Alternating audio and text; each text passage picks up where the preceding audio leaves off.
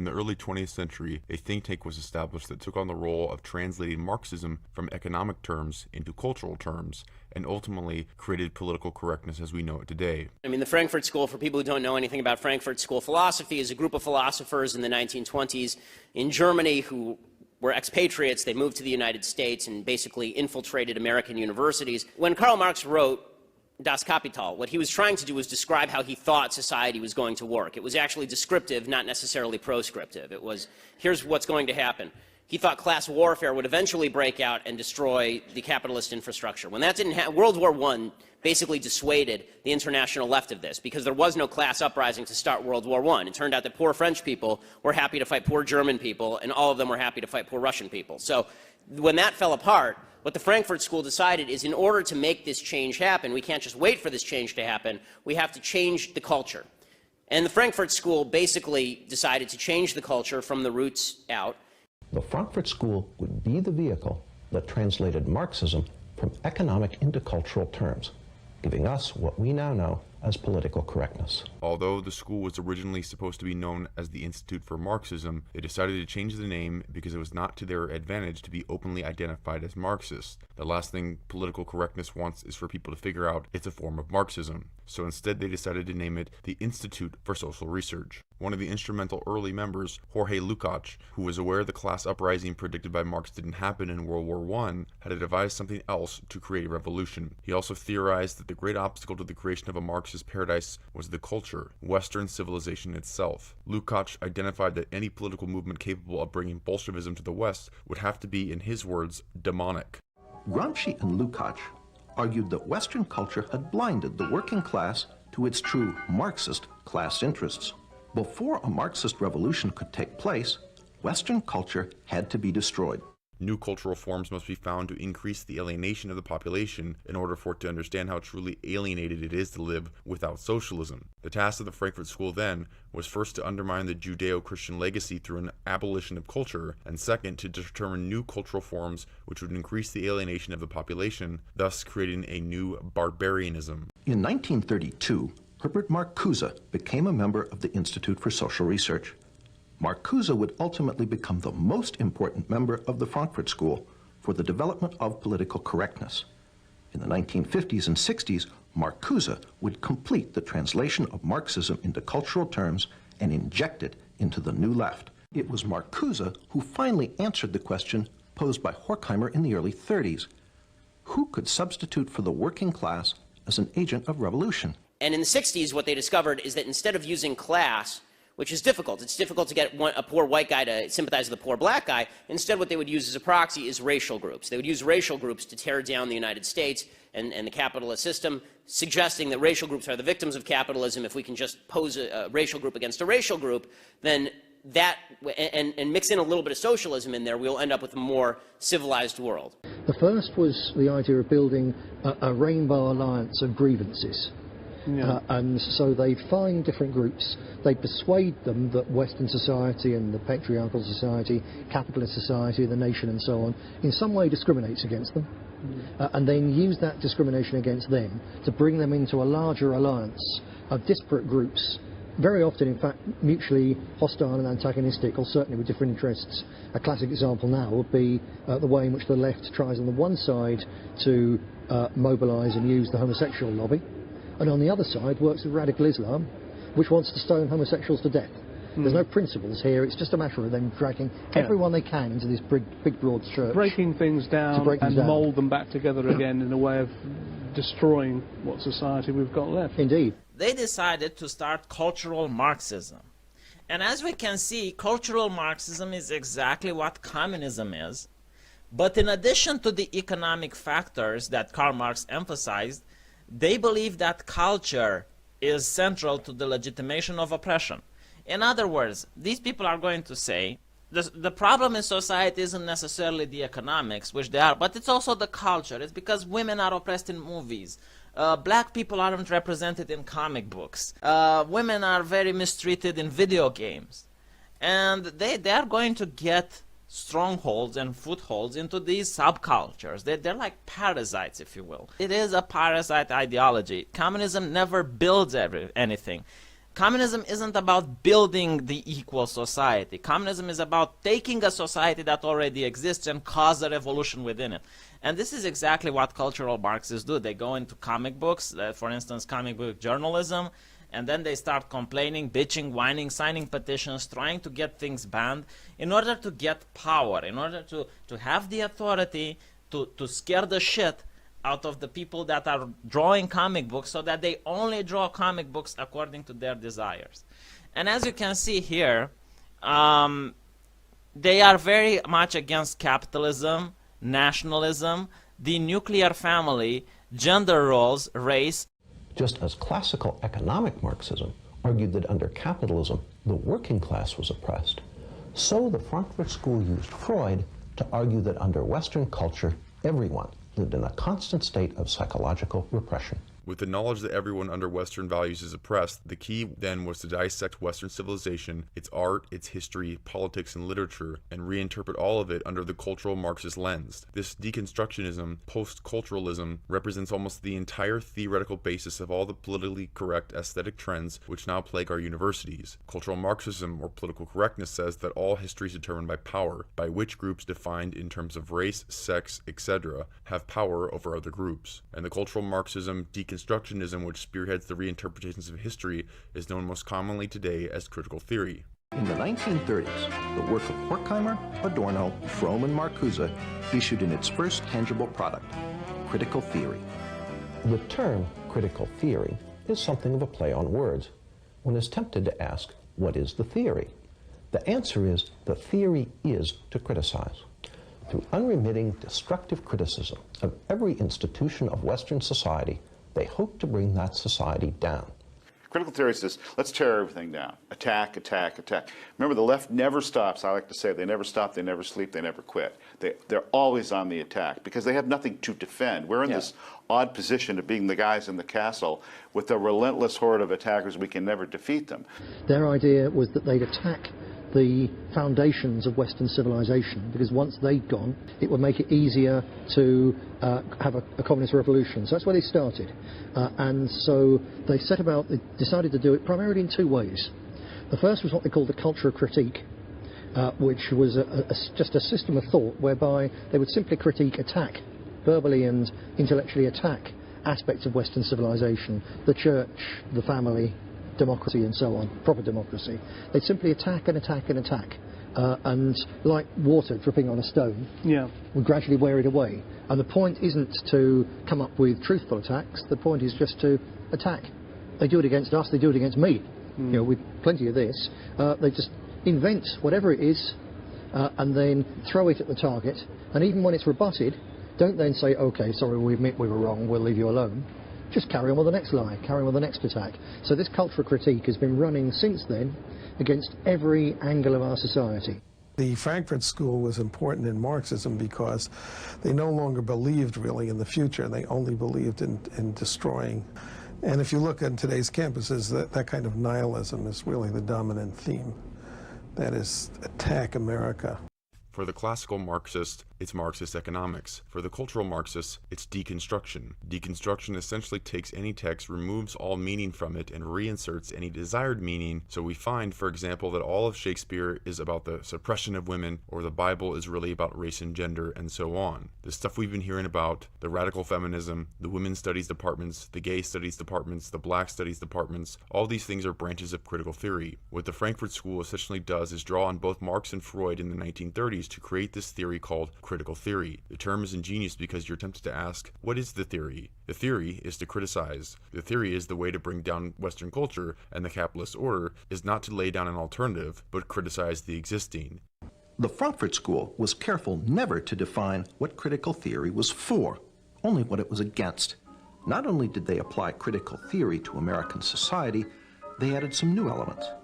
One was the Institute's so-called Studies in Prejudice, which culminated in 1950 in Theodore Adorno's immensely influential book, The Authoritarian Personality. In it, Adorno argued that the American people possessed many fascist traits, and that anyone who supported traditional American culture was psychologically unbalanced. It is no accident that today, the politically correct are quick to label their opponents fascists. and suggest that they need psychological treatment in the form of sensitivity training. You're a bigot. You're a fascist. You're homophobic. You're Islamophobic. You'll always notice that it's always an attack. It's not what they stand for, it's what they're against.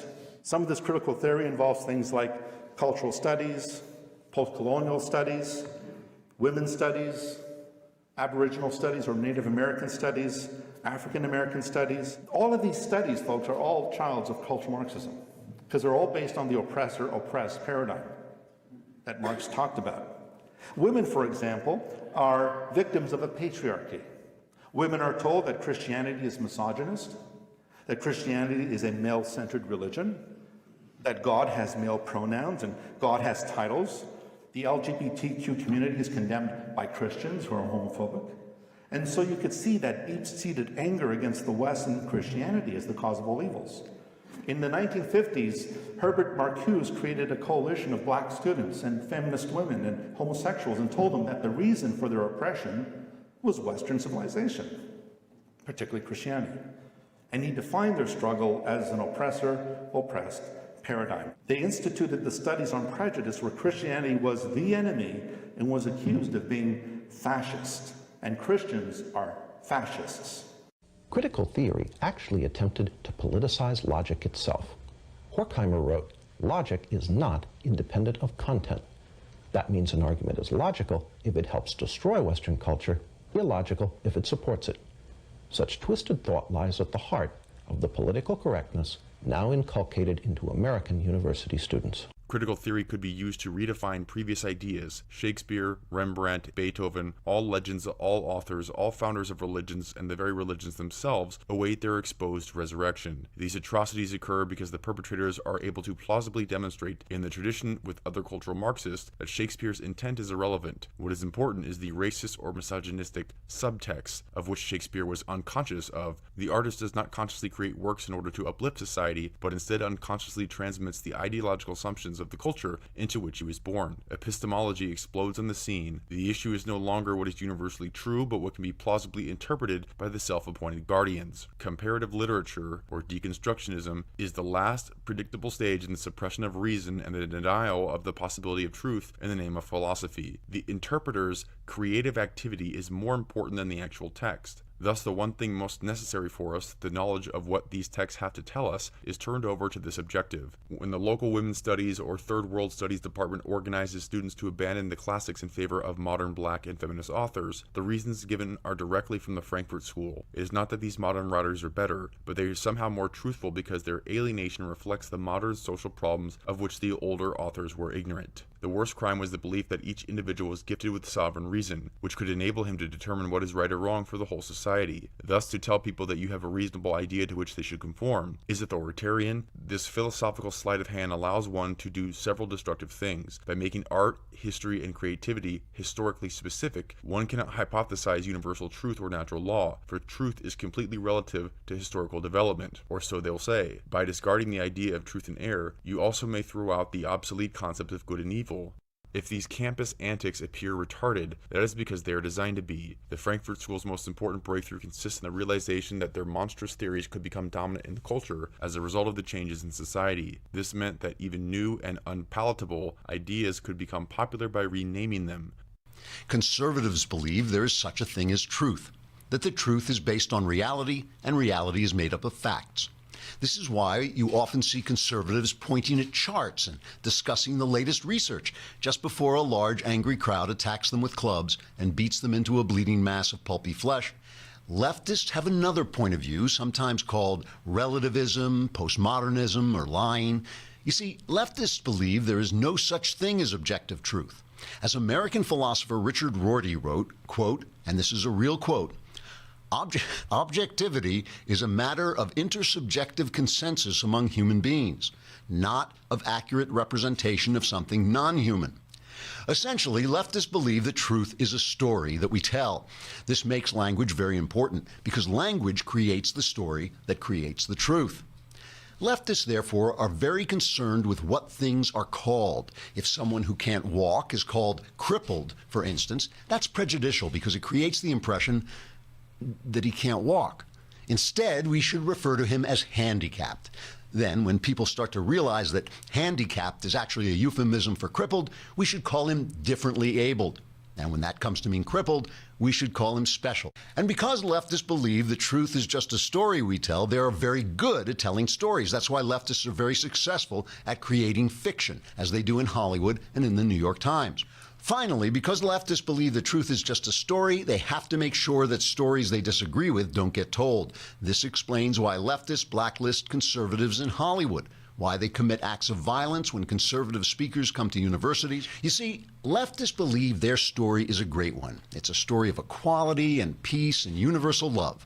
So if you disagree with it, they'll destroy you. Critical theory, deconstructionism, and post-culturalism taught to reinterpret history to be what it wasn't, and diligently taught that reason isn't. With reason gone, the ugliness we see around us has been consciously fostered and organized in such a way that a majority of the population is losing the cognitive ability to transmit to the next generation the ideas and methods upon which our civilization was built. In the beginning, it was a formal political conspiracy to popularize theories that were specifically designed to weaken the soul of Judeo-Christian civilization in such a way as to make people believe that adherence to universal truth was evidence of authoritarianism, and that reason itself was suspect. For the Frankfurt School scholars, the effective way to defang the oppressors is to persuade them that they are actually ignorant of good. The inflamed sensitivity induced by radicalized democratic theory finally experiences any limit as arbitrary and tyrannical. With reason gone and the rejection of the backbone of Western civilization, Christianity and the family structure, which enabled citizens to govern themselves without the need for massive government, became exposed. Their goal was the creation of a definition of authoritarianism which could be exploited to force the scientifically planned re-education of Americans and Europeans away from the principles of Judeo-Christian civilization. Lukács introduced a radical sex education program into the Hungarian schools. Political correctness, as we know it, was already beginning to take form.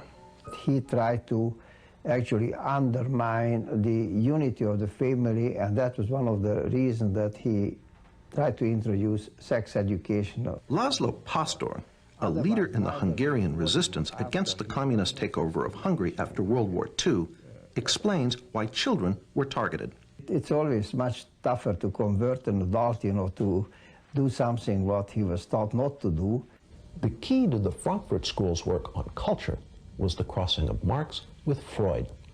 The addition of Freud adds a new element of being sexually repressed and need of liberation. Freud's element of sexual repression justifies the sexual liberation movement and the practice of polygamy and sexual promiscuity, which have long been discouraged in Western society. He provided a license for the centrality of sex in the public life. Freud was unknowingly following in the line of Hobbes, who said that each man should look at what he feels, not thinks. In principle, he was supposed to long to be all virtue, to break free from the chains of bodily desires. This absoluteness of desire, uninhibited by thoughts of virtue, is what is found in the state of nature. It represents the turn in philosophy away from trying to tame or perfect desire by virtue and toward finding out what one's desire is and living according to it. All higher purpose in nature, which might have been consulted by men's reason and used to limit his passion, has disappeared. The key to the entire Frankfurt School program is the liberation of Aristotelian eros. Destroy eros, destroy the family, destroy Christianity, and together equal the socialist revolution. The eroticism of the counterculture meant much more than free love and a violent attack on the nuclear family. It also meant the legitimization of philosophical eros, an element which is central to political correctness, and that's the sexual element.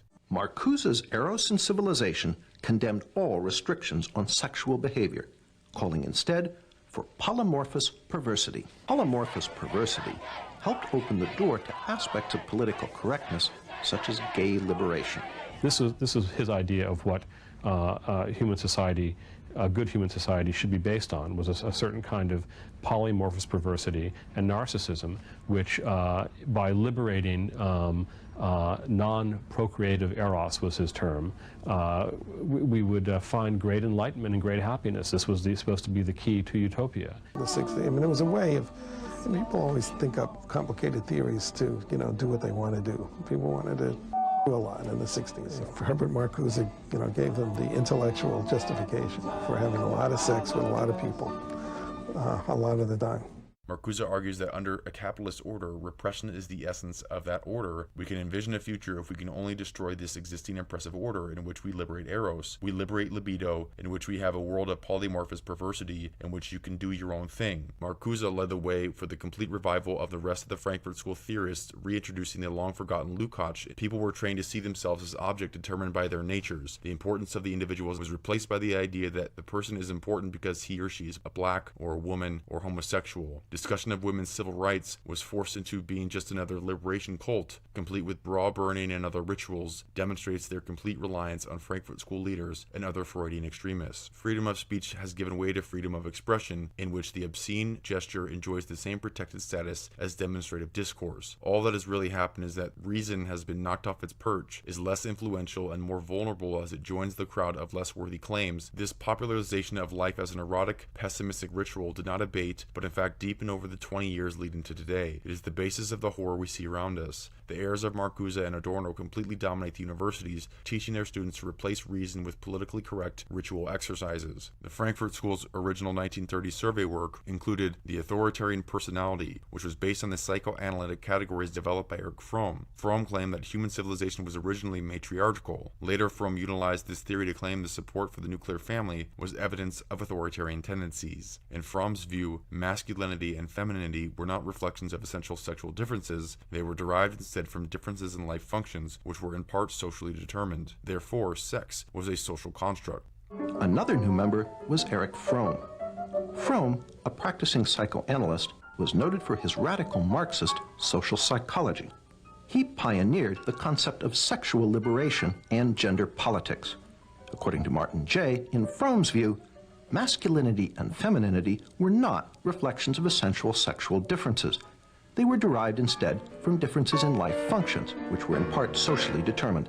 Cultural Marxists absurdly denied the biological reality of gender and race and argued that gender and race are social constructs. They believe that men and women are 100% similar. The only difference is the genital organ, and even that can be changed through surgery.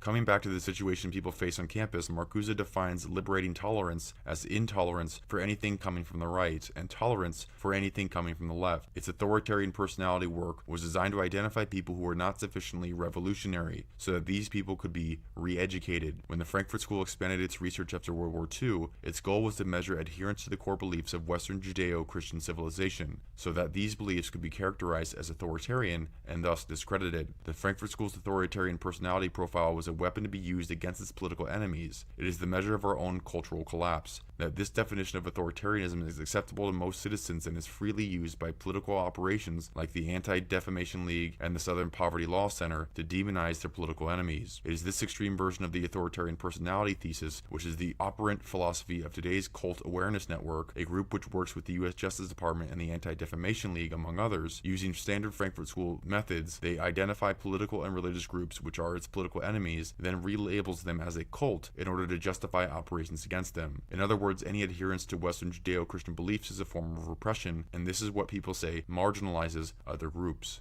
The witch hunt on today's campuses is merely the implementation of Marcuse's concept of repressive toleration, tolerance for movements from the left, but intolerance for movements from the right. The totalitarian nature of political correctness is revealed nowhere more clearly than on college campuses, many of which are now small ivy-covered North Koreas, where the student or faculty member who dares to cross any of the lines set up by the gender feminists or the homosexual rights activists or any other victim groups quickly find themselves in judicial trouble. That's a great look into the future that political correctness intends for the nation as a whole. He defined liberating tolerance as tolerance for all ideas coming from the left and intolerance as those coming from the right. Sound familiar? Special interest groups who champion tolerance, as I said, you'll find to be the most intolerant.